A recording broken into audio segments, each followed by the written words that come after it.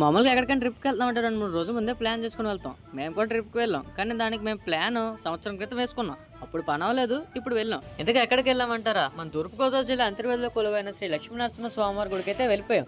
First స్వామివారిని దర్శించుకున్న తర్వాత పక్కనే సుదర్శన హోమం జరుగుతుంటే అక్కడ కాసేపు కూర్చొని ప్రతిరోజు ఇక్కడ దూరం నుంచి వచ్చే భక్తులందరికీ అన్నదానం ఉంటుంది. ఫస్ట్ అక్కడికి వెళ్ళిపోయి భోజనం చేసేసి తర్వాత బీచ్ దగ్గరికి అయితే స్టార్ట్ అయిపోయాం. బీచ్ దగ్గర రాగానే ఫస్ట్ అక్కడ ఏటీవీ బైక్స్ రైడ్కి ఇస్తుంటే నేను మా బావ కలిసి ఫస్ట్ రైడ్కి అయితే వెళ్ళిపోయాం. ఇలా బీచ్ పక్కన ఇసుకలో ఇలా ఏటీవీ బైక్ రైడ్ చేస్తుంటే నాకు కిక్ మూవీలో బ్రహ్మాండం దగ్గర బైక్ నడుపుతూ ఫీల్ అవుతారు చూడండి, నాకైతే సేమ్ ఫీలింగ్ వచ్చింది. ఇంక దాని తర్వాత డ్రెస్ చేంజ్ చేసుకుని సముద్రంలోకి వెళ్ళిపోయి 2 గంటల పాటు మధ్యాహ్నం మొత్తం తినేదాకా గొంతులేస్తాం. ఇంకా సాయంత్రం మళ్ళీ 5 గంటలకి తిరిగి మా ఇంటికి అయితే స్టార్ట్ అయిపోయాం. మాది మొత్తం 2 hours జర్నీ. అండ్ అదే రోజు మేము క్లైమేట్కి అయితే చాలా థ్యాంక్స్ చెప్పుకోవాలి. ముందు 2 రోజుల నుంచి ఫుల్గా వర్షం ఉంది.